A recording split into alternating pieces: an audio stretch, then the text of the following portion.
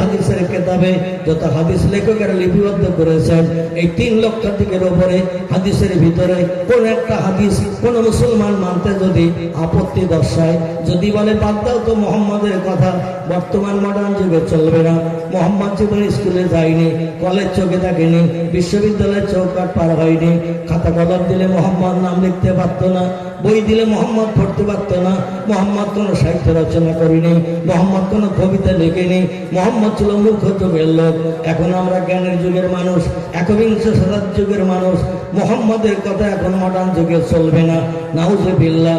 এইরকম যদি মন্তব্য কোনো ব্যক্তি করে, শরীয়তের সব ফতোয়ার কিতাবে একমত হয়ে লেখকেরা লিখেছেন, লোকটার মাথায় যত দামি চিকচিকে টুপি থাকে, তার মুখে যদি রবীন্দ্রনাথ ঠাকুরের মতো বুক জোড়া দাড়ি থাকে, গায়ে যদি নেসপে শাক পর্যন্ত হাঁটুর নিচে লম্বা জামা থাকে, ওজন যদি তার 92 কেজি হয়, চেহারা যদি তুর্কিস্তানের মানুষের মতো দেখতে হয়, তুর্কিস্তানের মানুষের চেহারা দেখতে ফেরেশতার মতো, হজপাক যারা করতে গেছেন, সৌদি আরবে হজপাক করতে গেছেন, আমার কথায় তারা একমত হতে পারবেন।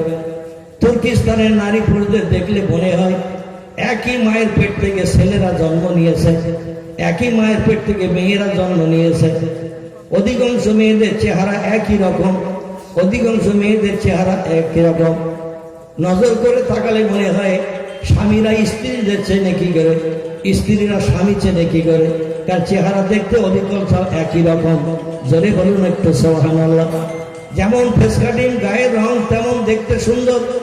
তুর্কিস্তানের মানুষ এইরকম তুর্কিস্তানের মানুষের মতো চেহারা যদি দেখতে সুন্দর হয়, রবীন্দ্রনাথ ঠাকুরের মতো বুক জোড়া দাড়ি যদি হয়, হাঁটুর নিচে লম্বা জামা নেসপে শাক পর্যন্ত গায়ে থাকে, মাথায় যদি দামি চিকচিকি 200-500 টাকা দামের টুপি থাকে, শরীয়তের ফতোয়ার কিতাবে লিখেছে ওই লোকটি মুসলমান থাকবে না, লোকটি কাফের হিসাবে বিবেচিত হবে যদি কোরআনের একটা কথা অবিশ্বাস করে, নবীজির জবানে হাদিস একটা যদি অমান্যতা দেয়, সে লোকটি আর মুসলমান থাকবে না, তার ঠিকানা হবে জাহান্নাম। এই জন্য আমি আপনাদের কাছে বলবো, পাক কালাম কোরআনে মজিদ থেকে একটি সেন্টেন্স বাক্য আয়াত আপনাদের কাছে বক্তৃতা প্রেরণ রেখেছি। আর প্রিয় নবী মুহাম্মদ রাসূলুল্লাহ সাল্লাল্লাহু আলাইহি ওয়াসাল্লামের জবানে মোবারক আরবি ভাষায় থেকে হাদিস শরীফ বলা হয়, একটি ছোট্ট হাদিস আপনাদের কাছে উদ্ধৃতিমূলক রেখেছি। কোরআনের আয়াতের কথা শুনতে, বিশ্বাস করতে আপনাদের আপত্তি আছে? আছে কার? নবীজির জবানে হাদিসের কথা বিশ্বাস করতে আপত্তি আছে? আছে নাকি? আমার ভাইরা, কোরআনের কোনো কথা যদি আমাদের ব্রেনের সঙ্গে অ্যাডজাস্ট না হয়, আমাদের মগজের সঙ্গে কোরআনের কোনো কথা যদি মিল না হয়, পয়গম্বর মুহাম্মদ রাসূলুল্লাহ 1500 বছর আগের জবানি বর্তমান একবিংশ শতাব্দীর যুগে আমাদের ব্রেনের সঙ্গে, ব্রেন মগজের সঙ্গে যদি অ্যাডজাস্ট না হয়, তাই বলে কি আমরা ধারণা করবো কোরআনের কথা ভুল, নবীজির কথা ভুল? এ ধারণা কি করবো? ধারণা করলে আমাদের ঠিকানা হবে জাহান্নাম, আমরা কাফের সাব্যস্ত হব। তার কারণ কোরআনের সূরা বাকারায় আল্লাহ প্রকাশ্য তথ্য কোট করে জানিয়ে দিয়েছেন, বিসমিল্লাহির রহমানির রহিম, ইন্নাল্লাযীনা কাফারু ওয়া কাযযাবু বিআয়াতিনা উলাইকা আসহাবুন নারি হুম ফিহা খালিদুন। জোরে বলুন একটু আল্লাহু আকবার। আর একটু জোরে বলেন আল্লাহু আকবার। নারায়ে তাকবীর। কোরআনের দ্বিতীয় পারা, আমার ভাইরা প্রথম পারা, সূরাটির নাম হলো সূরাতুল বাকারা। এই সূরায়ে বাকারায় আল্লাহ প্রকাশ্য কোট করে দিলেন, ইন্নাল্লাযীনা কাফারু, আমাকে যারা স্রষ্টা বলে মান্যতা দিল না, প্রভু বলে যারা পৃথিবীতে আমারে বিশ্বাস করলো না, কারণ আমারে দেখতে পায় না। বর্তমান প্রযুক্তি যুগের কিছু বিজ্ঞানীরা, দার্শনিকেরা আছে, তারা বলে চোখে যেটা দেখি সেটা বিশ্বাস করি, যেটা চোখে দেখি না সেটা বিশ্বাস করি না, মানি না। এই জন্য বর্তমান পৃথিবীতে কিছু বিজ্ঞানীরা বলে there is no God, Allah is nothing. স্রষ্টা নাই, প্রভু নাই, প্রাকৃতিক নিয়মে পৃথিবী চলবে। তারা স্রষ্টা মান্যতা দেয় না, স্রষ্টা আছে বিশ্বাস করে না। আমি আপনাদের কাছে জিজ্ঞাসাবাদ করি, আমরা যারা আজকের এই মজলিসে বসে আছি, কজন মানুষ আল্লাহকে দেখেছেন? একটু হাত তুলে বলেন। আল্লাহকে দেখেছেন? কজন একটা হাত তুলে বলতে পারবে? এ হাত উঠবে কারো? উঠবে না। তাহলে আল্লাহকে আমরা কেউ দেখিনি, দেখেছি? বিজ্ঞান বলছে যেটা দেখি সেটা বিশ্বাস করি, যেটা দেখতে পাই না সেটা বিশ্বাস করি না। এখন আমরা তো স্রষ্টাকে কেউ দেখি নাই, এখন স্রষ্টা আছে না নাই? কথা বলেন। আল্লাহ বলছেন মান আমানা বিল্লাহি ওয়াল ইয়াউমিল আখির ওয়া আমিলা সালিহান ফালাহুম আজরুহুম ইনদা রাব্বিহিম ফালা খাউফুন আলাইহিম ওয়ালা হুম ইয়াহজানুন। চিল্লায়ে বলুন একটা আল্লাহু আকবার, আর একটু জোরে বলেন আল্লাহু আকবার।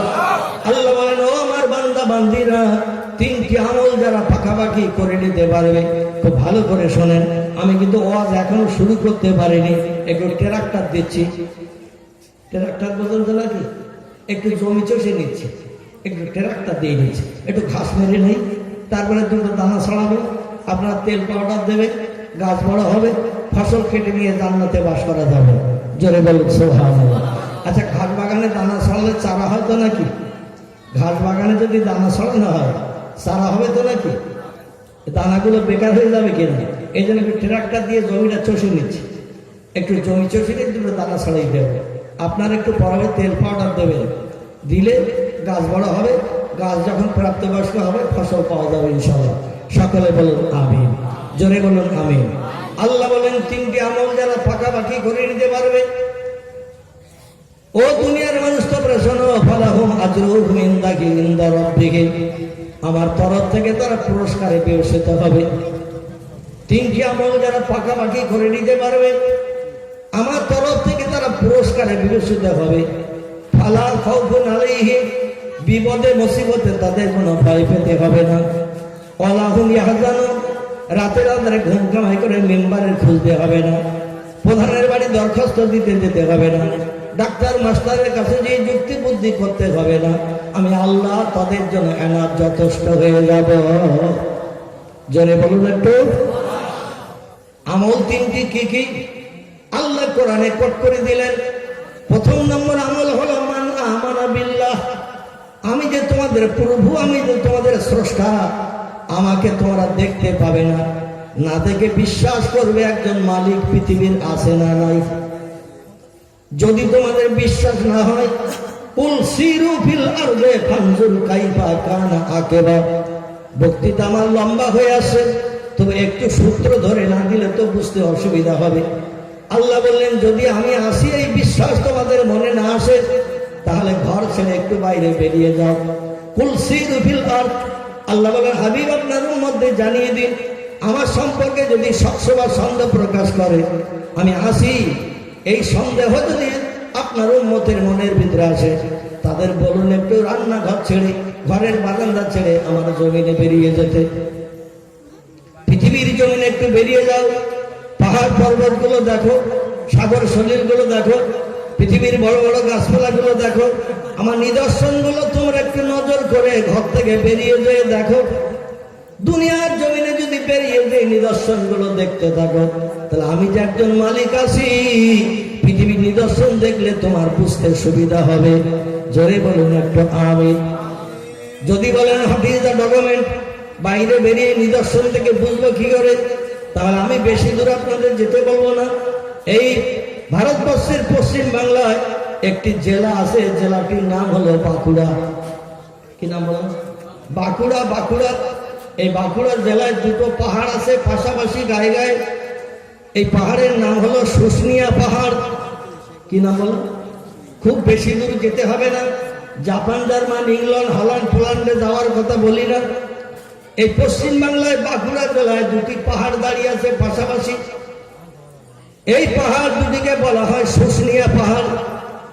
এই পাহাড়ের মধ্যম পজিশনের জায়গা দিয়ে একটা ফাটলের ভিতর দিয়ে কল কল কল কল করে 24 ঘন্টা দৈনন্দিন স্বচ্ছ পানি বার হচ্ছে।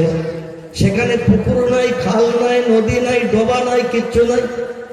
2-1 ঘন্টার জন্য নয়, 24 ঘন্টা দৈনন্দিন স্বচ্ছ পানি, মিনারেল ওয়াটারের মতো স্বচ্ছ পানি, যে পানি মানুষ যখন তখন নিয়ে খেতে পারবে। কোনো আর্সেনিক নাই, কোন রকম কোন দুর্গন্ধ পচা কিছু নাই। পাহাড়ের ফাটলের ভিতর দিয়ে কল কল করে পানি বার হচ্ছে। এখন যারা বলে there is no God, Allah is nothing, প্রভু নাই, স্রষ্টা নাই, পৃথিবী প্রাকৃতিক নিয়মে চলচার চলবে, ওদের একটু শুশুনিয়া পাহাড়ের ধারে কান ধরে নিয়ে যাবেন, নিয়ে যেয়ে বলেন এই পাথরের ফাটল দিয়ে, এই পাহাড়ের পাথরের ফাটল দিয়ে পানি বার করছে কে? ইলেকট্রিক মেশিন চললে পানি বার হয় মেনে নিলাম, কিন্তু হঠাৎ যদি ইলেকট্রিক মেশিন বন্ধ হয়ে যায় পানি চলবে না বন্ধ হবে? ওখানে মেশিন চালিয়ে দিল কে? রাত দিন 24 ঘন্টা কোনোদিন মেশিন বন্ধ হয় না। মানুষ শুধু দাঁড়িয়ে দাঁড়িয়ে নিদর্শন দেখে, আল্লাহর কুদরত ছাড়া আর কিছু না। জোরে বলুন একটু সুবহানাল্লাহ। আল্লাহ এই জন্য কোরআনে বললেন কুল সিরু ফিল আরদি ফানজুর কাইফা কানা আকিবা। ও আমার হাবিব আপনার উম্মতদের বলুন, আমার সম্পর্কে যদি জানতে বুঝতে চায় ঘর ছেড়ে বেরিয়ে একটু পৃথিবীর নিদর্শনের দিকে দৃষ্টি নিক্ষেপ করে। দুনিয়ার নিদর্শনের দিকে দৃষ্টি নিক্ষেপ করলে আমি যে একজন মালিক আছি, বান্দাদের জানতে বুঝতে সুবিধা হবে। জোরে বলুন একটু সুবহানাল্লাহ। আল্লাহ বলেন আমারে দেখতে পাবে না, তবে না দেখে বিশ্বাস করবে আমি একজন মালিক আছি। যদি তোমার অবিশ্বাস হয়, এজন্য কিছু নিদর্শন আমি পৃথিবীতে রেখেছি, যেগুলো দেখতে পাও না, তবে মানতে হয়, বিশ্বাস করতে হয় সে জিনিসটা আছে। অতীত কাল থেকে নিয়ে ভবিষ্যৎ কাল পর্যন্ত খুব ভালো করে শোনেন, অতীত কাল থেকে নিয়ে ভবিষ্যৎ কাল পর্যন্ত তা পৃথিবীর মানুষের কাছে একটা প্রশ্ন ছুড়ে দেন। আল্লাহরে চোখে দেখা যায় না তাই বিশ্বাস করি না, এটা যদি বাস্তব হয় তাহলে হাওয়ার রংটা কেমন একটু বলো তো ভাই। ইংরেজিতে উইন্ড বলা হয়, বাংলায় যারে হাওয়া বলা হয় হাওয়া। হাওয়ার রং কেমন? সাদা লাল সবুজ নীল হলুদ না গোলাপি বাদামি? হাওয়ার রং কেমন? হাওয়ার কোন রং আছে? আচ্ছা, হাওয়া কি চোখে দেখতে পাওয়া যায়? চোখে তো দেখতে পাওয়া যায় না, তবে অবিশ্বাস করুন হাওয়া বলে কিছু নাই। করবেন? হাওয়া বলে কিছু নাই, অবিশ্বাস করবেন। এ তো রং দেখতে পেলাম না, হাওয়া কেমন তাও চোখে দেখতে পাই না। ফিরফিরে বাতাস হয়, শনশন শব্দ হয়, গাছের পাতা নড়ে, আমরা বাস্তবে দেখে বুঝি হাওয়া হচ্ছে। জোরে বলুন সুবহানাল্লাহ। হাওয়া যেমন চোখে দেখা যায় না, না দেখে বিশ্বাস করতে হয়। আল্লাহ বলেন আমি একজন মালিক আছি, আমারে দেখতে পাবে না, হাওয়ার মতো আমারে না দেখে বিশ্বাস কর আমি একজন আছি। জোরে বলুন একটু আমিন। গোলাপ ফুল, রজনীগন্ধা, থাবা, গাঁদা, বেল ফুল, জুঁই ফুল, হাজার ধরনের ফুল আছে না ফুল? আচ্ছা, সব ফুলের গন্ধ কি একরকম না আলাদা? কথা বলেন। সমস্ত ফুলের আলাদা আলাদা সুবাস গন্ধ। আচ্ছা, এই ফুলের গন্ধ কেমন যদি জিজ্ঞাসা করা হয়, গোলাপ ফুলের গন্ধ কেমন, বেল ফুলের গন্ধ কেমন, রজনীগন্ধার গন্ধ কেমন, জুঁই ফুলের গন্ধ কেমন, একটু বলুন। কেউ কি তত্ত্ব দিতে পারবে? ফুলের গন্ধ কেমন নাকে ধরার পর আমরা বুঝি এর একটা সৌরভ আসছে নাকে, ঠিক কিনা? ফুল দেখি একরকম, গন্ধ আর এক রকম, কিন্তু নাকে ধরা না ধরা পর্যন্ত আমরা বুঝতে পারি না ফুলের সৌরভ সুগন্ধ কি। নাকে ধরার পরে এক একটা সৌরভ সুগন্ধ আমাদের নাকে লাগে, কিন্তু এই গন্ধটার রং কেমন কিয়ামত পর্যন্ত মানুষকে যদি সময় দেওয়া হয়, এরা এই গন্ধের রঙের কোনো বর্ণনা দিতে পারবে? এই গন্ধের কোনো বর্ণনা দিতে পারবে না, কিন্তু এর একটা সুগন্ধ আছে, আমরা নাকে ধরলে বুঝতে পারি, ঠিক কিনা? আল্লাহ বলেন আমি একজন পৃথিবীর মালিক, ওই রকম আছে।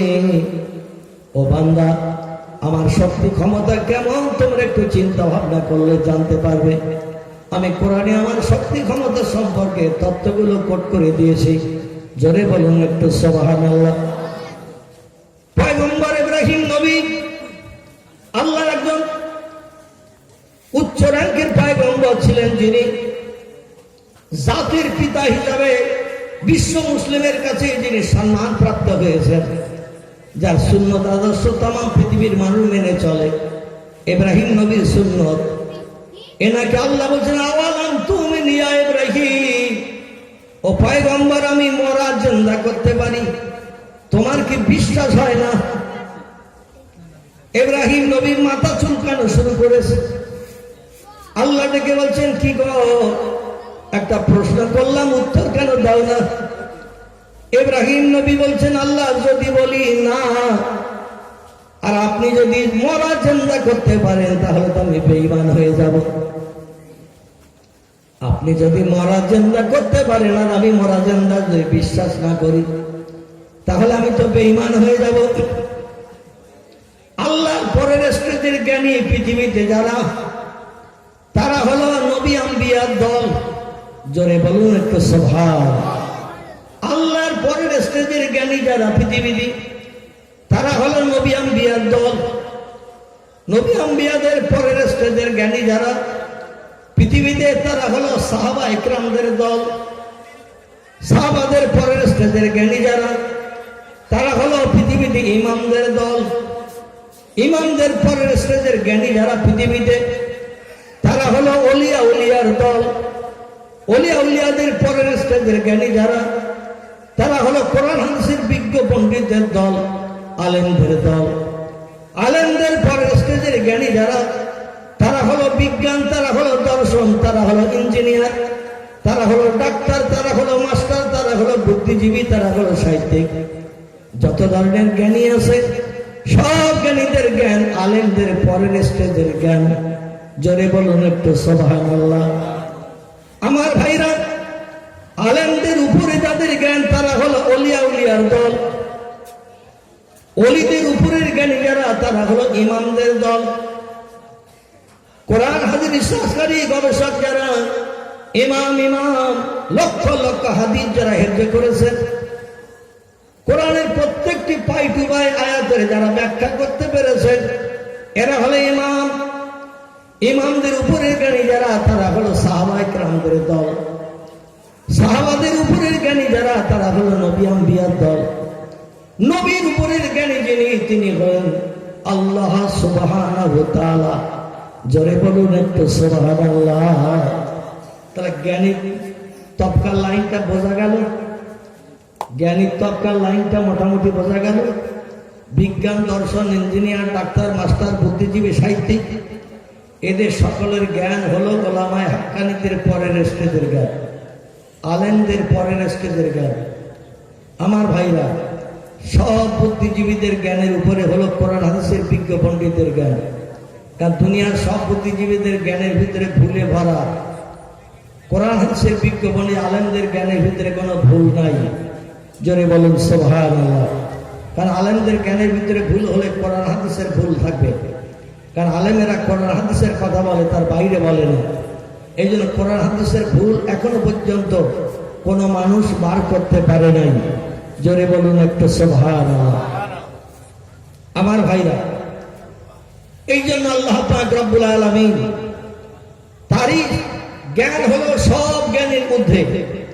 আল্লাহর জ্ঞানের পরের স্টেজের জ্ঞান হলো পয়গম্বরদের জ্ঞান। এই পয়গম্বরদের ভিতরে উচ্চ রঙ্গের পয়গম্বর একজন, তিনি হলেন ইব্রাহিম খলিলুল্লাহ। আল্লাহ তারে প্রশ্ন করছেন, আমি যে মরা জিন্দা করতে পারি, এটা কি তোমার বিশ্বাস হয় না? ইব্রাহিম নবী চিন্তা করছেন কি বলি। উনি বলছেন, যদি বলি না, আর আল্লাহ যদি মরা জিন্দা করতে পারে তাহলে তো আমি বেঈমান হয়ে যাব। এই জন্য একটু চিন্তা ভাবনা করে বলছেন, কলু বালা ইয়া রব্বি, আল্লাহ তুমি মরা জিন্দা করতে পারো, ওটা আমার বিশ্বাস হয়। জোরে বলুন সুবহানাল্লাহ। আর যেই বলেছে আল্লাহ তুমি মরা জিন্দা করতে পারো, আমার বিশ্বাস হয়, আল্লাহ সঙ্গে সঙ্গে প্রশ্ন ছুড়ে দিয়ে বলেন, তাহলে প্রশ্ন করলি কেন? আমি যে মরা জিন্দা করতে পারি এ বিষয়ে তুই জিজ্ঞাসাবাদ করলি কেন? পয়গম্বর বলছেন, মনের ভিতরে আমার কুটকুট করে তাই। আল্লাহ বলেন, তোর মতো কুটকুটে বেড়ামালা পয়গম্বর দিয়ে দিনের কাজ করাবে না। তোর মতো কুটকুটে বেড়ামালার রুগী দিয়ে আমি আমার কলেমার কাজ মিশর সিরিয়ার দেশে করাবো না। তোর কুটকুটে বেড়াম আগে দূর করবো। জোরে বলুন সুবহানাল্লাহ। তোর মনের রোগ আগে দূর করবো, তারপর আমি তোকে দিয়ে কলেমার কাজ করাবো। ও রোগী মানুষকে দিয়ে আমার কলেমার কাজে সফলতা আসবে না। পয়গম্বর বলেন, আল্লাহ তাহলে তো খুব ভালো হয়। আল্লাহ বলেন, এ পয়গম্বর, আমি যে মরা জিন্দা করতে পারি এটা তোর মনের ভিতরে কুটকুট করে কেন? পয়গম্বর বলছে, চোখের সামনে কত জীবজন্তু মারা গেল, আর যারা মারা যাওয়ার পরে কোনো জীবজন্তু খেলো না, পচে গলে মাটির সঙ্গে মিশে গেল।